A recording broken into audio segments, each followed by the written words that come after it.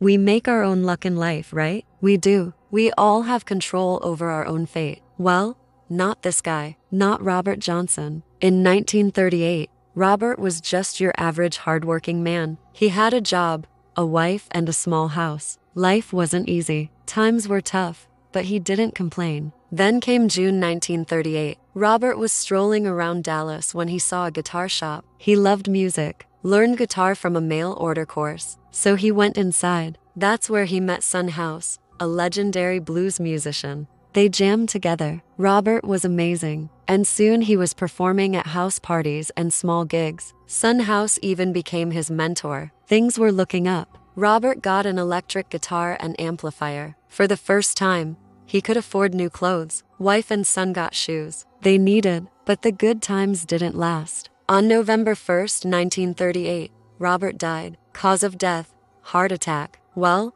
that's what it said on the death certificate. What else do we know? Well, this. Robert was sitting in his favorite chair in his house when he died. That much is certain. He was holding his new guitar pick. That's how the Dallas Morning News described it. A young father holding his guitar pick as he passed away in his house. Normal, right? Yeah. Except for one thing. Robert didn't die in his house. He died in his car, his brand new car. And it wasn't just parked outside his house. It was buried in the backyard, under the porch. How did this happen? Well, this is where things get weird. Robert was a poor man. Sure, he had a job, but it didn't pay much. So when he bought a car, he financed it. He made payments. And when he died, he owed $60 on his brand new 1938 Ford. That's what his widow told the cops when they asked why she buried the car. She couldn't afford to pay it off, let alone send it to impound. So she buried it. That's the official story. But some people believe Robert didn't die from a heart attack. Instead, he ran away. He gambled away his money, skipped town, and hid in the backyard. Why? Nobody knows. Is it possible? Maybe, but the facts say otherwise. Robert was found dead in his car with $20 in his pocket, enough to pay off his debt and then some. Still, there are questions. Why did his wife bury the car with him? Why was the body in the car? Why did Robert hold a guitar pick when he died? And what was that noise everyone heard in the middle of the night? People reported hearing the sound of hammering and then a loud backfire. But those stories eventually faded away. The neighbors didn't want to talk about it. Robert's widow never moved out of the house. She lived there until her death in 1973. After that, the house stayed abandoned. No one wanted to buy it. It was haunted, they said. Now, here's the thing. We checked. The house still stands, neglected and empty. Do you think Robert Johnson died of a heart attack? Or did he run away and hide in his backyard? Let me know in the comments. And while you do that, I'll tell you another story. This one starts in Japan during World War II. Tokyo was bombed daily. Air raid sirens were common. Then there was this one air raid that caught everyone by surprise. The alarm sounded at p.m. on May 2nd, 1945. Residents rushed to shelters. The city was engulfed in flames. But the next morning,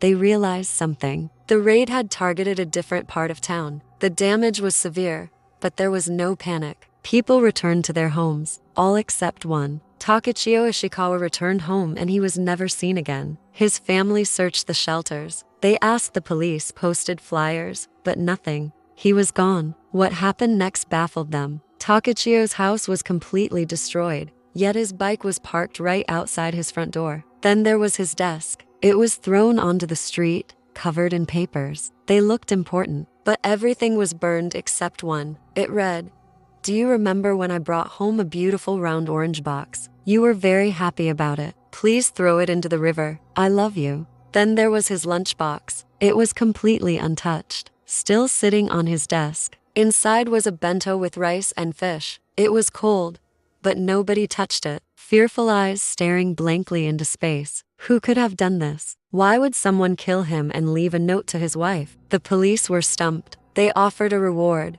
but nothing. The case went cold after 2 months. Then a witness came forward. An old woman claimed she saw Takachio arguing with a stranger the night of the raid. The police investigated, but it was a dead end. They never found the killer. But here's what I find interesting. Takachio's friends and family denied he had enemies. Everyone agreed he was a kind man. But what if that wasn't true? What if he had an enemy who wanted him dead? Well, Maybe. Or maybe this is just another case of mistaken identity, a victim in the wrong place at the wrong time. But here's the question. Should Takachio's wife have thrown away the orange box? What if it held clues to the killer's identity? Would we have solved this case? Or does this story remind you of someone you know? Let me know in the comments. And while you do that, I'll tell you another story. This one takes us to England in the 1960s. The Royal Navy was sailing the seas. There was one ship in particular, HMS Eagle, powerful and strong. But sometimes it had problems, strange ones. On September 15, 1968, the crew noticed something odd. A sailor named Seaman Douglas Robertson was missing. He was supposed to work in the engine room, but he never showed up. Strange.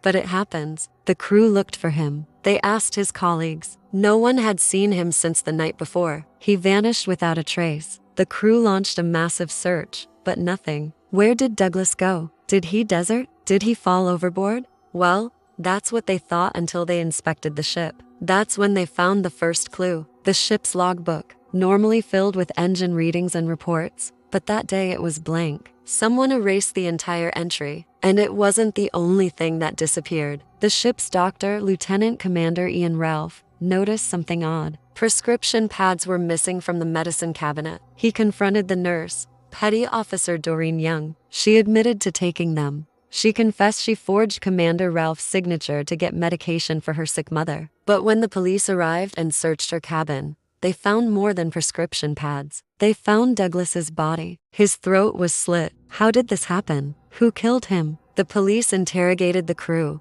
but no one knew anything, all except Doreen. She explained it all. She killed Douglas after he threatened to expose her theft. Then she stashed his body in the engine room. But when the police searched the engine room, they found nothing. It was clean. They even checked the ship's logs. There were no repairs scheduled that day. Yet somehow, between the murder and the discovery, the body had vanished. And so had Doreen. She took her own life. Now, what do these stories have in common? 3 people vanished without a trace, leaving behind clues, evidence, and mysteries. The common factor: none of their killers were caught. What's worse, the killers probably believe they got away with murder. Do you know anyone like that? Share your thoughts in the comments. And while you do that, remember, you can learn a lot from these stories. Don't believe everything you see. Question everything. Investigate further. Be curious. It might just save your life. Don't forget to like and subscribe to the channel.